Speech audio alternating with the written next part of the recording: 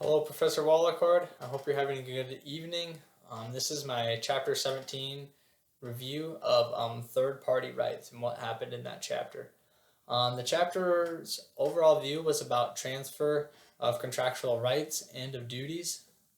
The transfer of contractual rights to a third party is called assignment, while the transfer of contractual duties is called delegation. And we'll begin by talking about assignment. So, assignment is basically when a party transfers their rights to a third party. So, an example of this would be the rights of a business loan to another person. So, the loan can be assigned or transferred to another bank. So, then the person has to pay a different bank instead of the original bank that they were first assigned to. The party that is assigning the rights is called the assignor, and the party receiving the rights is the assignee.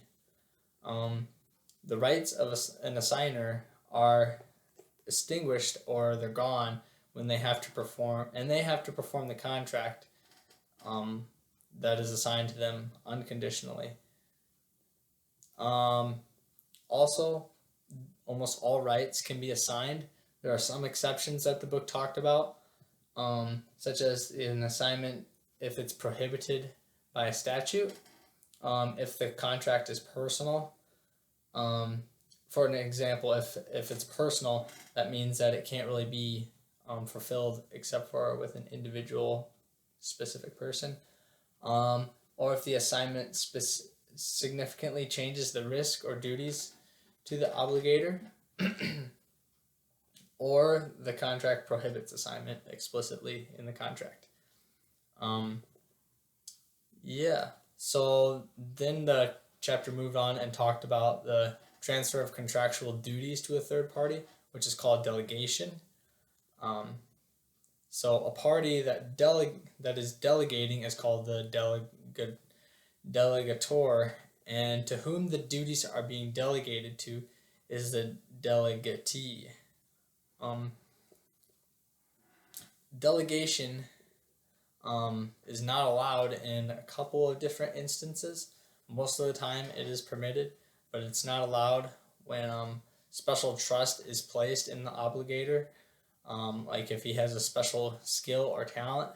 The example that the book gave was if a guy had a really expensive horse and he wanted a specific vet to perform a operation on the horse, then the vet is not allowed to assign that duty to another vet because the contract was to that specific vet.